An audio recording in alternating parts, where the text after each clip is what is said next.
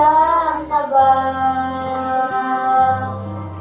ang imong mga kasalanan? Kang Jesus, isugid mo na ba?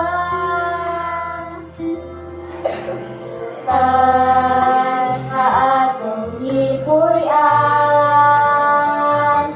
na puno sa mga kadautan. Kung ikaw sa sala naglunang pa, igsuon ko karon nalagad na. Himo